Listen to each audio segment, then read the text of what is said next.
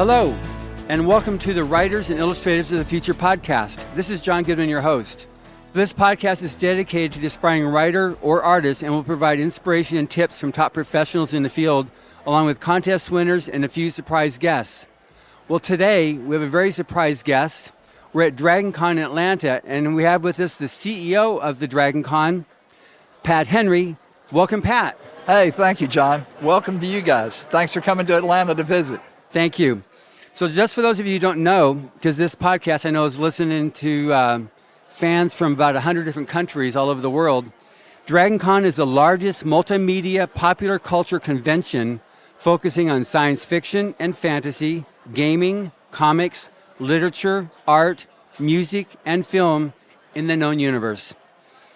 So from the start, it was fans that created DragonCon, and it's now that culture that tries to be maintained. And that's what we're going to discuss in today's podcast.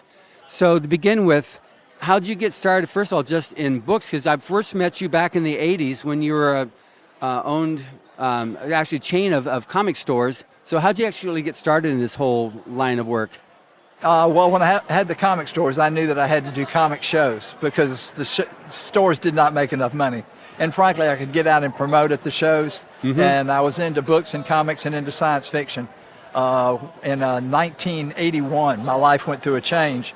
And I started reading things like Dune and at any rate. So yeah. I fell in love with science fiction. And at some point, my wife decided it should become a vocation. And we were at another show, and a guy hollers, "Everything in the box is 50 cents." And she went nuts, and I went nuts, and we bought $300 out of our savings account worth of comic books. We're sitting in this huge pile of comic books, and I'm saying, "Wow, what are we going to do now?" She said, "Oh, we're going to open a store." I said, "No, baby, I love my job." She said, No, honey, we're opening a store." So she was the inspiration. That's amazing. Oh, no, it was not inspiration. It was... she laid the hammer down. That's real to me. And it's great. It's fun. Yeah. And it's crazy as it is. So we started the stores. Now, the convention, that was my thing because I knew we needed to grow. And so we did conventions. And I was participating in a game convention. I was participating in science fiction. Anything I could do for the conventions, I wanted to do. Right. Because I felt it was money in my pocket down the road. And then 7 of us got together in about 1986 at some point, late in 1986. 7 of us that wanted to build a convention that we'd want to attend. I mean, at the time there were Doctor Who conventions, but okay, Doctor Who conventions, I mean, what can you do? Yeah. And then same thing there were Star Trek conventions, there were gaming conventions. But what we wanted is we wanted to put everything together where you could go to the vendor hall and buy you some comics, then you could go over and do some gaming, and then maybe you could get some books, and you could pretty much participate in whatever you wanted to. We did it 24 hours, and we threw in a little rock and roll. So it was quite a trip early on. The first show we only had 1,200 people, and that's frankly an overestimate. That's counting the hotel help and probably any homeless guy that wandered through. But it sounded good. It was a good number for, we thought it was a successful convention. And so we went from there. We were at the Piermont in Atlanta, which is no longer there. We were there for 87, 88. And we were first started in October, too. We started in October. We did that for 87, 88. And then 90, we were at the Omni. And So then... You've gone through various transitions since doing this. Your landscape has been all the different industries, all the different fan industries. So one of the things that DragonCon says is it's by fans for fans. Can you explain that a bit? Sure. By fans for fans. We actually listen, and we're fans. So we do have a nice app, and we can get people's opinions. We watch what people like and what we like.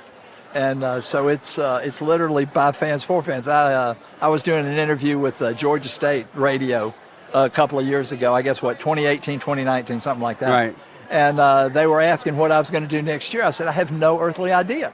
I mean, we're going to keep enough of it the same that if you like DragonCon, you're going to be fine. But we're also going to have to bring in new stuff every year to see what everybody likes. So, whether that was back in the day, we jumped heavily on the Firefly Serenity, which I was at a meeting of my senior directors, and everybody was talking about the new DVD for Firefly that came out and how Fox had aired it out of order and ruined it. But I mean, my gaming guy was talking about it. My sci-fi guy was talking about it. My guest guy was talking about it. And I'm thinking, I got to get this. So I sent the secretary to buy me a copy and watched it. And I said, this is big. This could be good. So, I mean, it just develops like that. We went, I saw that Nathan Fillion was going to be at a show. And so I sent somebody to go talk to him and bring him to Atlanta. And so we had Nathan and we had Fillion and Baldwin and I forget. We had 3 of them come the first time. And I remember showing them their suites and whatnot. And they kept saying, why are you doing this? You know, I mean, a suite at the Marriott's pretty serious. Yeah. And they kept saying, and I said, because we know who you guys are. And they said, well, no, why are you doing this? I said, because we know who you are. And then when they went to their first panel in Centennial, which is the largest ballroom in Atlanta, they looked out through the curtain and they said, what are all these people doing here? They're here for you.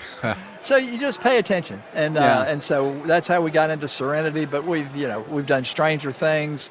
We do, whatever the fans want us to do. And that's what it's about. And, What was it? You told me that story before this interview a little bit about Jefferson Airplane. Oh, yeah. Well, that was, when we developed the convention in 87, it was never, the purpose was not to make money. The purpose was not to lose money, which was good. And so financial projections, that was my deal. And there was some serious stuff as far as getting those financial projections. And I was really good at it. I was really proud. On Sunday, we'd have enough money to have the next year. And that was kind of my job, the criteria, one of my jobs. And the projections ahead of the show looked like we were going to have $10,000 too much. And so Jefferson How can you have too much money? Because the purpose of the show is not to make money at that point. Okay, good. Right. So that was part of your... That was it. Yeah. We had a secretary, and we had me, and I ran a comic book store. So and we had my wife, and she didn't get paid. So at any rate, so it looked like $10,000 too much, and so I said, "Hey man, that's just what they want, Kismet. Let's bring them in." So you brought in Jefferson Airplane. Yeah, and little did I realize what that would do to the population, which exploded. So what was a $10,000 became $100,000. So, and at that point, it was Katie bar the door. So we did do some things. That I'm really proud of. We are tremendously a giving people, and if you look at the charities, the local charities of Atlanta, we've in the past 7 conventions, we've given over $1.2 million to charity. So we can find places for the money. Yeah. And people get paid now. We've got a core group of staff that do get paid, which is nice. A lot of us could drop our day jobs and dedicate. I think the last full-time employee I hired, her job was to improve the production value of DragonCon programming, and that was pretty much her job description. And she's done. We're working on it. It's a big show. There's a How many? You've got on the number of panels and number of events that you have going on here. Has anybody ever counted it? Oh yeah. I don't remember it, but it's over 3,000, maybe 3,500 hours. So not this year though. This year with COVID, we're having to close rooms to get cleaning. We're closing them twice a day. Well, twice, one at night and one cleaning during the day. So it's almost a joke. Actually saw a costume closed for cleaning. Yeah, I see it on the schedule. It has closed for cleaning. It just runs for like a half hour on all the different rooms, and then they're back open again. Exactly. So this year is kind of off for us. But it's been a challenge with the COVID. I mean, who knew that we would have these? And originally we had a great idea to get the vaccination. We were going to put a special badge together for the vaccinated. And then when the city of Atlanta said you have to wear masks, it kind of took that out of my hands. So we figured, okay, well, we're going to do masks because that's what the law demands. And a little later, we said, the masks aren't enough. And so we did do the required vaccine or a negative test 72 hours before in order to come to the show. Which is, there's so many pros and cons on the whole thing on it, but the fact is COVID's real. And, right. When you're in this, even though you've capped it at 40,000 people here, which is what, half? Yeah. You know, It's there's half, still a but- lot of people. I look Right. out here and there's just a lot of people there. Yeah, and all it takes is, possibly one person to, Yeah. spread it. But we think the safety's important. I mean, Yeah. at DragonCon, if you can't relax at DragonCon, good luck. You can't relax anywhere. Yeah. Because, I mean, first time I came to one of these shows, I was home. It was there was like a little hole that all of a sudden it closed, and I saw there are a lot of people like me. I mean, they're into the science fiction, they're into the comic books. I didn't have to, hide my comics under the bed anymore. I mean, they're just, Yeah. and that's what these conventions are for, to let people know you're not alone. Let's get into this and let's get into it big. Yes. So, at any rate, go big. Yeah, we definitely got it big. Now, at what point, obviously with 1,200, to where you are now, how has the growth gone? At what point did you take over downtown Atlanta?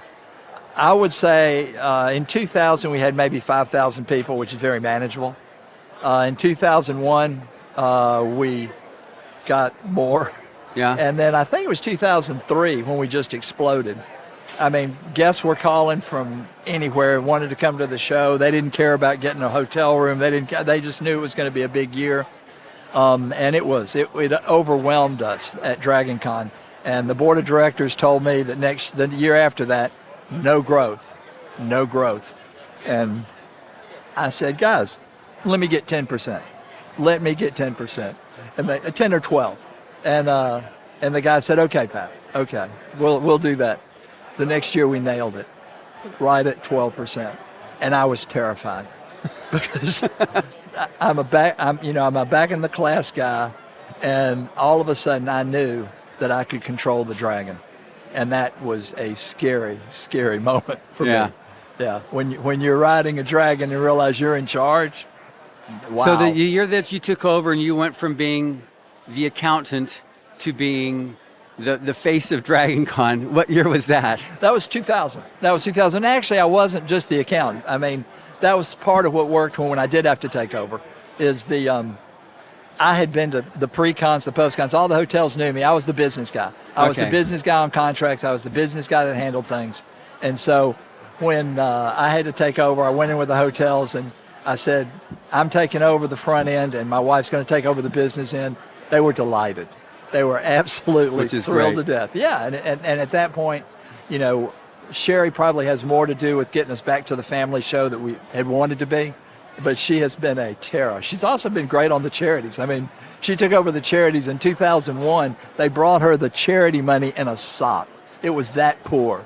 And so, no, she went to great lengths to expand our charities. And now, I think last year in 2019, we gave $120,000 to the Heart Association. Yeah, we do a match of up to $100,000. So they raised 60, so we threw in another 60 roughly. And we're hoping this year it's Big Brothers Big Sisters of Metro Atlanta, and we're hoping for somebody to get that 100. We used to do 50, and people started getting the 50, and I said, sure, let's go 100. Yeah.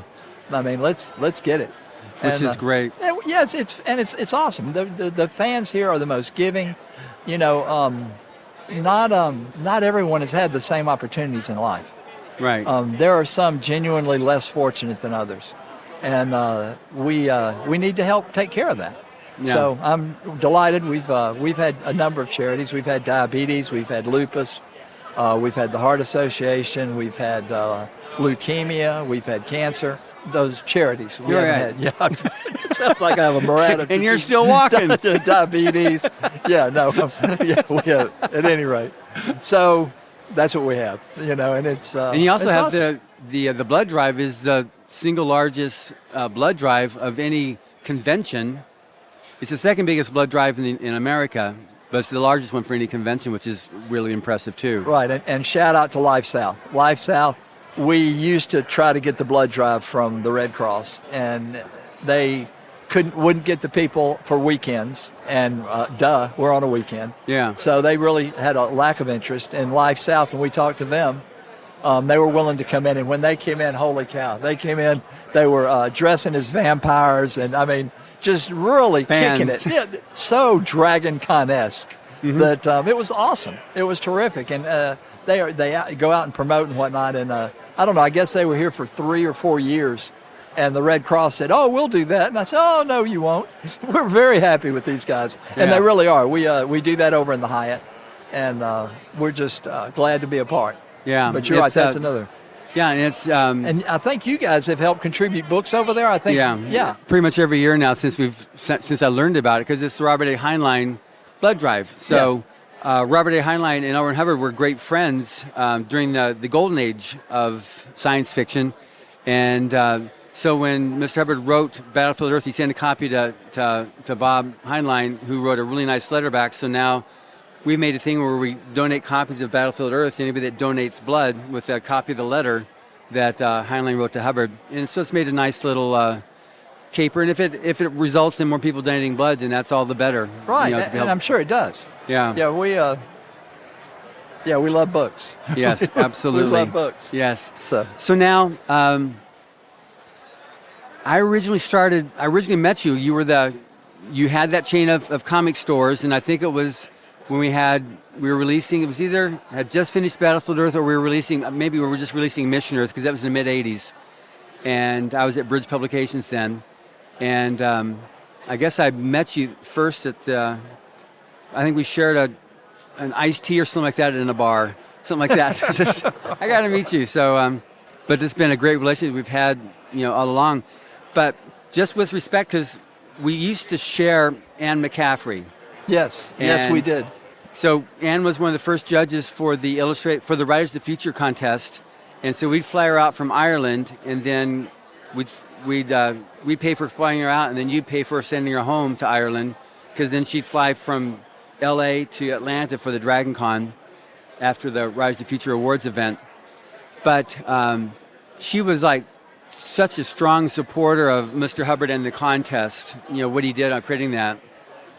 Well, yeah, and when you find out about what the contest is all about, I mean, how do you not support it? I mean, it's an entry opportunity for science fiction writers, which creates a greater pool of talent. Which the fact that it was endowed forever, and now you're doing artists too. I mean, holy cow, the talent you guys bring into the field is incredible. Yeah, I remember when you came, because you were the keynote speaker at the Writers of the Future event a few years back, and watching you, because you're with all of our judges there, because we have probably the single highest concentration of A-list science fiction authors and artists in any place. Absolutely. And you're like hidden in a candy store. It was, I was, and I mean, it was so fun. Like Dr. Purnell, we'd never had him. I mean, we hadn't had him in years at DragonCon, and I didn't have a contact for him. But I'm sitting down talking to Larry Niven, and Larry comes to the show all the time. Yeah. Anyway, we were cutting up and talking and whatnot, and Dr. Purnell came and sat down, and as Larry and I are talking, he says, "I haven't been to DragonCon," and I continued to talk to Larry, and then a little later he says, I wouldn't mind coming to DragonCon. And I continue talking to Larry. I'm digging this now. I'm digging this. I think I've got him hooked. And then a little later he said, well, I would need 2 airfares because I bring my son. And so I looked and I said, that is not a problem. Would you like to come to DragonCon? Why, yes. Yeah. It was. I mean, it's just crazy like that. And running into Larry Elmore, who I've known for years, and it was a lot of fun. But a lot of the people you've got here are people that are graduates of Writers of the Future. They're winners that are now you see here. Eric Flint is one. Yeah. But and the fact that you guys do that, holy cow! I mean, to see the extent of the judges and the expense and the amount of money that goes into it, and it's a top-notch event. The presentation, it's black tie for crying out loud. It's awesome. Teleprompters for crying out loud. Yeah, that's where I got my teleprompter. I used it out there at Writers of the Future, and I have one now of my own that I use at opening ceremonies. And it's excellent. That was just one thing that, like I said, Mr. Hubbard was so adamant about helping the aspiring writer and artist. He had a big track record of that back in the 30s and 40s when he'd be at the publishing houses and somebody else would come in and he'd give them tips. And we have different books that have letters correspondence between him and other aspiring writers at the time, giving them, coaching them advice and what to do. So this was just like an extension of what he had been doing all along. And he started in '83. He passed in '86, and he put it in his will that it continues, to happen, because that was the last genre he wrote in, was science fiction and fantasy. Right.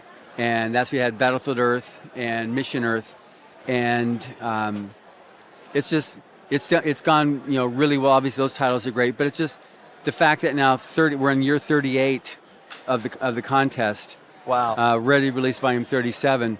And you just take a look at how many people from the first 10, 20 volumes are now the best-selling authors of science fiction and fantasy and the top artists in the industry. You just kind of go, wow. And I run into people say, are you familiar with Rise to the Future? And like Rob Sawyer said, am I familiar? Let me tell you. Some of these people you read now, they entered the contest. Brandon Sanderson, he was a finalist, or he was an honorable mention, and Rob Sawyer was a finalist, and Joe Black, he was an honorable mention, Wow.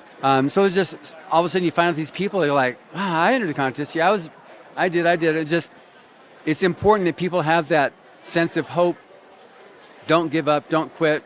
If you get that honorable mention from the contest, because it's blind judging, it means that your work really was that good, and you're in the top 10 percentile to be able to get that. I imagine it also helps them down the road to get published, to have that hanging on their shingle. Yeah, there was he didn't win Britain's Got Talent, but he was a finalist. He was in the final 3 or final 2, when they're winning to who's going to win the big check and go perform for the Queen. Daliso Chapando, he was a comedian from Malawi, and just a brilliantly hilarious person.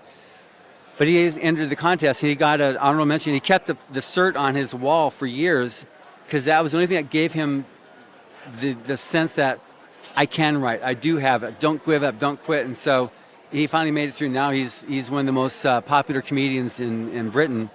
But on his resume, he says on there, Rise to the Future. He's still on his resume now, even though he's a very famous comedian. It's just, you see that all the... Well, my speaking was not my strong suit, but after you guys got finished with me, I'm not scared of it anymore.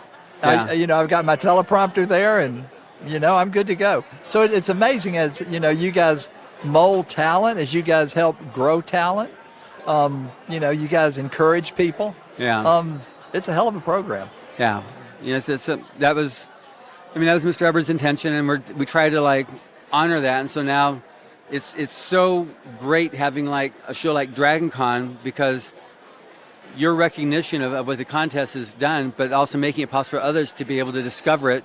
It's right. And people come and meet the people that have done well in the contest. They can come and meet their favorite authors and whatnot. I mean, just like this trip, I met John Scalzi. I'd never met the guy before, but I started actually reading his book here, the Lock-In, and oh my God, I bought 3 books. I'm a fan. He was DJing last night at the last party at Alderaan. I mean, this is crazy, but you get to meet these people up close here at DragonCon and find out, wow, this is okay. Yeah. So yeah. And Eric Flint does a whole lot here. You got, I can't tell you how many panels that guy does here. So, but it's interesting world. It's an interesting world. Yeah, you get them started, and I'll take them from there. Exactly. So now on DragonCon, so on the DragonCon.org site, it goes through the whole history of DragonCon and what you're doing now with it. So it was growing, and then at some point, we started talking about, you took over downtown Atlanta, and so how many spaces? How many? I mean, it's just huge. Well, let's talk about the hotels with DragonCon. Okay, yeah. I did 2 truths and a lie yesterday for our DragonCon TV, and one of my truths was DragonCon currently has 5 host hotels. totally, over the 35 years, we've only had 7 different hotels. And that's pretty remarkable. 35 years we've been in set. Yeah. But I do believe you bloom where you're planted. You stay there. Yeah. So right now we have 5 hotels that are kind of, and as we added hotels in 2001, we had the Hyatt and we had the Marriott. Right. And if you go before that, it was always single hotels for the most part. But in 2001, we had the Hyatt and the Marriott. In about 2005, we were starting to bust at the seams. We had been asked to leave the Hilton in 1996. And I went back to the Hilton and said, hey, we'd like to get some rooms and maybe just a little space. And they said, oh, okay, we can do a little space. And so I signed up for, I think, 100 rooms. Well, when they turned around, we sold 500, and they needed to get me to okay that, which of course, and so I asked, well, can I get a little more space? And eventually, yeah, it worked out. So we had kind of weaseled our way back into the Hilton. And the other funny thing is about the bridge. We have a bridge now between the Hilton and Marriott. Yeah. When we were there in 1991 through 96, they kept talking about the bridge they're going to have to the Marriott. Well, I went back in 2005, and they were still talking that crap. And I said, don't. I don't want to hear it until you build the bridge. And then when they did build the bridge, they invited Sherry and I to come down to the opening, which was kind of cool. But, that really helped. The bridge connecting, and then once the Hyatt saw how effective that bridge was for the Hilton and the Marriott, they built one. And then we have what's called the DragonCon Freeway connecting all 3 of my hotels. So, and then now you have the Sheraton as well. Right, we have, and the Westin. And I think we picked up the Westin first because we went to the Mart about 6-7 years ago. And the Sheraton, there was a little girl down there that kept calling, can we get 50 rooms? Okay. and at some point, we just blew up her hotel. We bought everything. And all of a sudden, it was great. She was a hero. And it's interesting down there at the Sheraton. It's got a... Because that's registration. Yeah, that's registration. And they've got the New Orleans pool atmosphere. Mm-hmm. And each of the hotels every year does something different to maintain their individuality and to court our DragonCon fans. Like, for instance, this year the Hilton is doing Stranger Things. They've got their lobby set up like a mall. And, I mean, come on, that's just crazy. But it's DragonCon. So, yeah. And then at the Westin, they're doing gems. So it's infinity stones. So if you do this, you get a stone. If you do this, you get a stone. And once you get them all, they draw for prizes. That's great. Yeah. Every hotel does their thing, and it's we love it. Hot dog I'm sure would be that the game too. Having missed last year, it was just devastating because my favorite restaurant is Miss Pitty Pat's Porch, and they shuttered, and I was just so sorry to see that because that's where we always had all of our dinners, and it was right across the street from, where we're exhibiting. So that was really sad to see. It's happening everywhere. So I imagine that. Have you done any calculations like how much income does DragonCon bring to Atlanta? Yeah, several million. Rachel will have to be here to tell you. I think about 7-8 million at least. Wait a minute. No, that doesn't make sense. It would be way more than that. That's probably just hotel 60, almost. 60, 70 million maybe. Yeah. Yeah, I'll have to get back to you with that number. But it's a lot. It's a lot. And speaking of missing, last year we were on virtual online, and it was fun in the fact that we were on 6 continents and 47 countries, and that's kind of fun. However, the city of Atlanta did hurt. And we went to our pre-cons this last week, and the hotels, one of them hadn't had a pre-con in 17 months, and they were hurting that bad for DragonCon to be back. At the Sheraton, they were in tears. They were so excited we were back. It's just what we mean to the city of Atlanta, to the hotels, to the restaurants, to the cabbies, to the Ubers, to the homeless, because we take care of our homeless people. It's amazing, and we're, the fact that we are able to do good for so many people is just a real blessing. It is indeed. It is definitely a blessing in that. So now, on DragonCon, and fans. Now, you having been a bookstore first, and you said you had to do the conventions because that's where the fans were? Well, it was a great way to promote my shops. So, I did books and comics, and that's how I reached out to get new business. Comic book stores run on a shoestring budget. Yeah. So at a show, I could make money and at the same time promote. And one of the big things for me was I priced all of our books, not like most comic book stores, which was they would get as much as they could get. I would price mine like I was at a competitive show.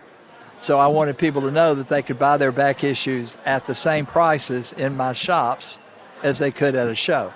So which worked out pretty well for us. So, obviously it grew to 7 at one point, and it worked out okay. That's great. Okay, now DragonCon is the first multimedia show in terms of all the different platforms that you were able to provide for. It's not just TV and movies, but you've also got gaming.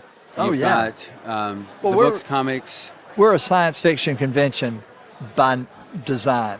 We have an opening ceremonies. We have a con suite, and pretty much the original design for DragonCon was a science fiction convention with different tracks, and the different tracks would allow us to have Star Wars, Star Trek, comic books, gaming, and we could have various panels, and we could make it a little more interesting than, say, a Doctor Who convention, a Star Trek convention, a gaming convention, because we had all these tracks. And you could go to a track room and stay all weekend, and you could just get about as much Star Wars as you could breathe in. Yeah. Or, you could select, well, I'm going to go to a Star Wars panel, but I also want to go over here and I want to see the Doctor Who panel. They got this 10th Doctor who's actually pretty cool. And, and then we have a bunch of literary tracks. I haven't even talked about them. We've got a science fiction track. We got science fiction fantasy. We have young adult. We have literature. That's where we started. Yeah. That's where we started. So when you had Anne McCaffrey, or you had the Pern track, yes. That went on for a whole... It went on for a long time. Yeah. And, so we have the different tracks so people can do what they want to do. And so then, in terms of people listening to this podcast are aspiring writers and aspiring artists. So branching over now to art for a bit, your art show over there in the Hyatt is probably one of the top 3 in the United States, of just as cons have had to downsize or economize. One of the first things that would be the art track. So I've heard, but no, we let's just say we make our money at the gate. Anything else is okay, but it's not a big thing. And as a matter of fact, Don DeSantos was asking us when we quit charging on something, I forget what it was, we quit charging. He says, "How are you going to make money?" And Mandy looked at him and said, "We don't have to." But, so we love the art show. Yeah. My wife was down there buying with me yesterday. That's also a part of science fiction conventions, is a good art show. And I don't get involved in the top or the 1, 2, 3 or any. I stay away from that. We are who we are. Yeah. And I found that to be successful. Just to be who we are, as long as we can be who we are, and that's enough. The fans love it because essentially the fans are in charge. Yeah. So if they want to go in a direction, we'll go in a direction. I never would have come up with the zombie walk. But I think it was Friday nights, people dress up like zombies, and I think they start at the Westin and they wander through the Hyatt. And they're up. Yeah. I don't know if you've ever seen any of the. I have movies. seen zombie walks. Yeah. It's whack, but people have a ball, and we love seeing them. Yeah. The 501st comes in, who's the Star Wars group, and the Stormtroopers. The Stormtroopers, and they'll march around. As a matter of fact, that's a nonprofit. The 501. That's why it's called 501, because it's a nonprofit. That's right. And charitable type. They do all these things to help other people. And they help us, and we help them. They raise a lot of money for charity. But they in 2000 the 501st, Sherry and I were beat up in 2000. It was very tough, and we were both thinking about quitting. And we were up on the second floor of the Hyatt, and partying going on around, but it was a very tough year for us personally. And the doors opened, and here comes the 501st. The Hyatt had these brick floors, and you could hear those feet, and the crowd that was drinking and having a great time just separated. The 501st came through. They were walking Jeremy Bullock and David Prowse to a track, and they came in just with their arms just imperfect, just like at any rate, and down the steps, and then the crowd went nuts. And Sherry and I looked at each other and said, "We can't quit this.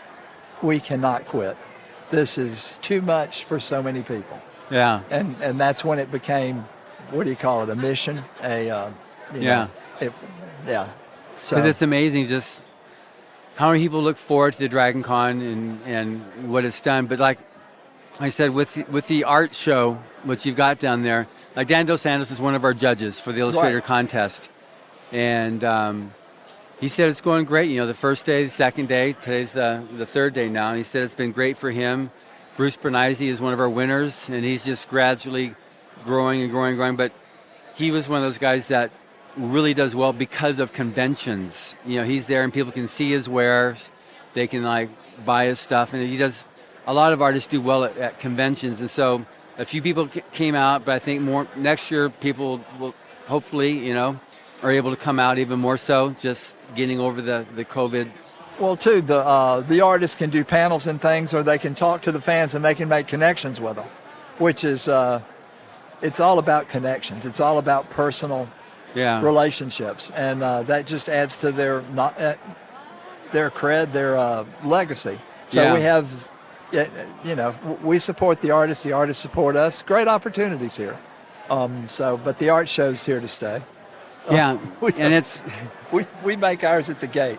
The rest of it is okay. Great, thank you. Yeah. Cover the cost, we're good. And even with the art show, I don't care if it covers the cost. So then, if an artist sells, because a lot of times at other conventions they have to pay a percentage of whatever they sold, to the convention. It's just I know. Yeah, so what? I tell you where my money is. That's the other thing about it. We increase the price more to control population than we do anything else. And I'm not ashamed. I mean, we do what we do. And, I think, frankly, for the value of a badge, I think nobody can touch it. I mean, it's, you get a 5-day show for, I think, at the door is $140. I think. I don't know. I need the girls here to prompt me with some You're of just that. a pretty face for the show now. No, well, it was so much for us this is 35 years for me. And it was so difficult and so much. And Sherry, she's been here to 35 too. And the girls were interested. Rachel's been showing people the tables since she was so high. And then as soon as she went to work for Delta, she started booking our flights for us. And then she was chairman's club at Delta. And at Delta, they said, "Oh, yeah, you can work from home 2 days a week after you have your baby." She had the baby, and they said, "Oh, no, you can't work at home." And so she says, and she calls me up and says, "Dad, I'm going to leave Delta." And I said, "Well, are you leaving Delta, or are you leaving Delta to come work for me?" And she said, "Oh, I'm leaving Delta." I said, "Good, send me a resume." And she did. And of course I hired her because she knew more. This is not an easy job. You have to know a lot. Yeah. You have to know a lot of people. You have to know a lot of how we do things, because we don't do things like normal business. It isn't all about money. And so at any rate, she was adequately, more than adequately, and it gave me an opportunity, me and Sherry, to step away a little bit. And Mandy had already come on board. She has lupus. And sorry, Mandy, if I outed you there. But at Delta, they wouldn't let her cut back on her hours, and the doctor said she needed to cut back on hours. So she started working in our business office in accounting. And now she was the CFO. She's the controller for our company. And that's kind of funny, too. People thought when I was the controller, I was hard with the money. And then my wife took over, and they said, "Man, you were a patsy." And now just like mom, just like mom. So we take care of the dollars and cents. Yeah. So, oh, that's great. yeah. So with people now coming here, and this is, I think, for the writer and the artist, it's getting more and more when I do these interviews with other professionals. They talk about the need for, the traditional publishing is now not so much the current way of publishing taking place. You need to have your own connections. You need to have your own fan base. You need to come into your ante into the publishing pot or the illustration pot is, what's your fan base? What can you do to make those connections? And I think that's something that's really important with conventions. And the convention at DragonCon is different than other conventions like that. You're not, like we're here in America's Mart, so I guess it's like a convention hall, but it's so not like any other convention hall. Like if you go to the other, Salt Lake City Fan X, the San Diego Comic Con, all these other big shows, they're in a huge convention hall, one big hall that you're in there, and you have your booth set up. And here, you've got all these spaces. You can sit down and you can chat. And so is that part of the mindset on this? Actually, the part of the mindset is to keep in hotels. If you look in most convention centers, you don't see a lot of places to sit. Here they are because we asked for them. However, the hotels, we're mostly adults, and some of us drink, and I joke that we don't like to be more than 50 yards from our next cocktail.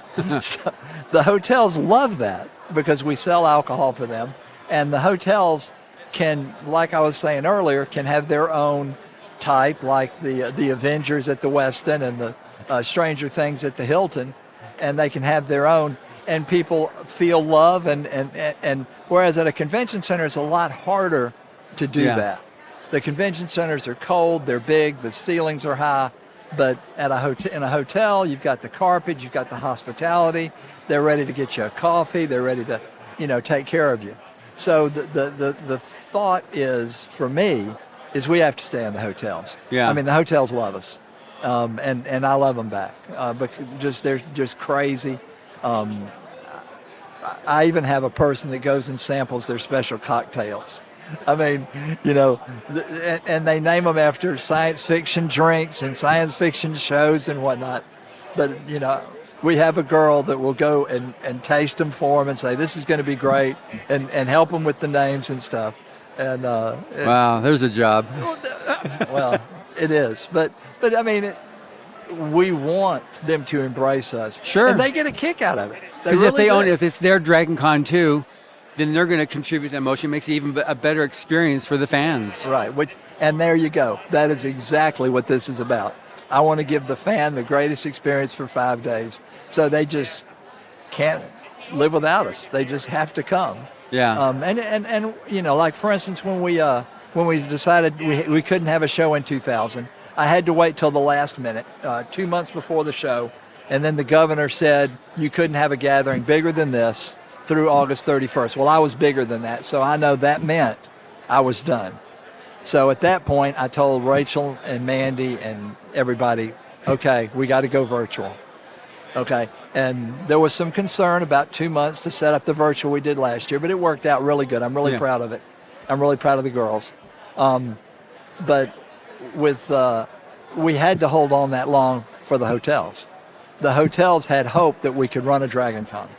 And until the governor said no, then that was it. But we had met, we had talked about scaling down DragonCon then, but once the governor said so.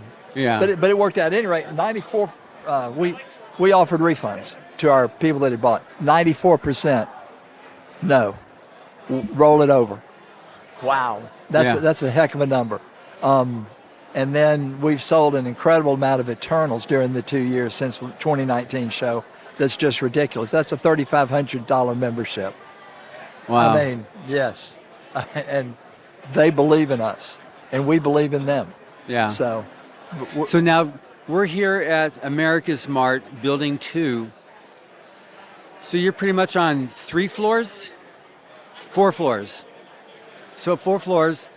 And so is there any plans to be able to jump up to a 5th floor at some point, or you're capped at 4? All they got. we've always found a way. I mean, when we needed to expand, we found a way. I know. All right, now I'm going to get in trouble. The Apparel Mart, Building 3. Yeah.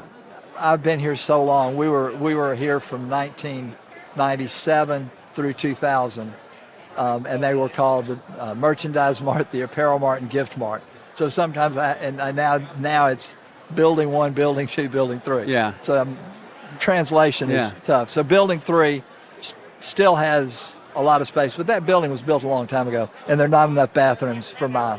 But if I have to, we'll figure it out. Yeah. So because I remember when you moved in here, we were given a tour. We're going to come over here from. Well, it used to be at the Marriott. Yeah, because I remember in the ground floor of the Marriott, we had a. And I was talking to a woman today. I mean, not today. I guess when I was doing the elevators on Wednesday, actually in the hall. You're running the elevators. Yeah, absolutely. At any rate, and one woman, some guy was complaining about how this is like the Hunger Games to get in. And she said, "Oh, honey, you should have seen us when we were at the Marriott. Oh. There were gypsies coming in fire exits. It was awesome." At any rate, so yeah, we moved from the Marriott, I guess, and then we moved first across the street to Building 1 because I knew I couldn't take the vendors geographically any further than that and have the vendors feel like it was okay. So we did that for 2 years, which was horrible, but it was better than over in the Marriott. And we did that for 2 years, and then we moved down here to Building 2. But if we tried to move here all the way from the Marriott with nothing in between, who knows? No transition, yeah. This is definitely the best of the places that you've had. I mean, no way you could have handled Marriott because it's just totally... Right. You just burst at the seams totally there. Right. And we have other uses for the Marriott now. So. Yeah. But yeah, and we're just grateful that it works. It's. Now you've also got the parade. So that started and then it's transitioned and. Let's talk about the parade. Yeah, the parade's got a great story on its own. I was walking with our guy from Freeman, my rep, and the Salvation Army was coming down the street with a parade. And I love the Salvation Army. I had a buddy of mine that was getting sober. He got out of detox and he got a bed for $1. And he was excited because he drunk up everything else. And so, I mean, I love the Salvation Army. They do take care of people, and we've had them as our charity before as well. But they were doing a parade, and it wasn't much of a parade. But he and I started laughing, not at how motley the parade was. We were thinking, we could do that. DragonCon could do that. And both of us just went off the wall with what we, zombies and. I remember that at least on CNN, was it CNN that had the 501st? That was the big thing I remember seeing on TV, that they featured the stormtroopers marching down the street in unison there at the parade. They feature all kind of stuff from that parade. But this was like years and years ago when you first started. And we also had the people that do the Lips Down on Dixie people that do the Rocky Horror every year, and they were in heels and and the first year I had to talk people into it. It was really kind of a sad parade. We had our guest of honor, Nichelle Nichols, our Grand Marshal. The convertible didn't get there, so we had her in a van with the doors open. I mean, it was difficult, but at any rate, so I felt like we were parading people, but not a physically fit people. So we had to keep the parade kind of short, and so we 1, 2, 3 blocks. I think the first parade was. We came from 4 blocks. We came from Centennial Olympic Park up to Peachtree, down 1, and then into the Marriott. That was the first year we had moved the vendor hall into the Marriott. And by ending the parade in the Marriott, we felt like, okay, we can get everybody down to see the vendors. So that was part of the plan with the first parade. And then as things went great, thankfully we went across Peachtree, because the second year we realized that in order to go down Peachtree, you needed the city council's approval. Well, I've always tried to keep my head down when it comes to approvals, because I kind of look funny. You know what I mean? I'm not your classic business guy. And I mean, I can do it, and I put on the suit and whatnot, but I mean, my group. And these people ain't wearing suits or sports coats or. Right. Yeah. We're sometimes fans. shirts with sleeves. So at any rate, but the rule was if you had wanted to go on Peachtree, you had to have the city council's approval unless you had already been on Peachtree. So we technically had crossed Peachtree, so we had been on Peachtree. So then we started. So you grandfathered in there. Yeah, we snuck in there. And at any rate, and the city's been difficult sometimes. We got to the point a few years ago. Sometimes we were getting the parade permit the day of the parade. It was horrible. There was somebody down there who probably just didn't like us, but so we deal with it. And we had. I said, I'm done. We're having the last DragonCon parade. That's what we're calling it. It's the last DragonCon parade. And the kid said, Dad, you can't do that. I said, yeah, I can. It's my parade. I can do it. And I'm just tired of the city giving us a hard time. Well, the city got wind of it. We had our permit a month ahead, but it's still the last DragonCon parade. So we got our permits, everything. And everybody said, Pat, you and Sherry have to ride in it. You have to ride in it. I'd always set it off and gotten to the end and broke it down. And they said, you have to ride in it. So I said, great. Sherry, you driving? The grandkids, we all dressed like nerds. I had the Band-Aid around here and a unicorn hat and the suspenders. And I had a slide rule, which none of my grandkids or kids knew what that was. A slide rule? Anyway, so we were in the parade, and I started seeing things that I'd never seen before. The people in Atlanta were actually the adults moving back and letting kids come and sit on the curb. It's huge. Yeah, no kidding. Yeah. I love me some kids. And at any rate, and seeing that just flipped me out. And frankly, seeing all the people. There were people in the parking lots. There were people in the buildings. Huge. Right. I always had kind of cut around all that so I could, Yeah. And it was, kind of the case, Sherry and I look at each other and we can't quit this. Yeah. But at any rate, we already knew we weren't. We knew before we ever rode in the parade that it wasn't going to, we weren't going to not do it. So the next year we had the last DragonCon parade volume 2. So nothing to it. So there you go. So you've been doing it now. The parade. How old is the parade now? 20. Well, you have to count the virtual, and it's 21. So we started in 2001. Wow. Yeah, it's pretty fun. It's a trip. So you guys have been in the parade. I've been too. a couple times. Yeah, when we had release of Battlefield Earth, and we were.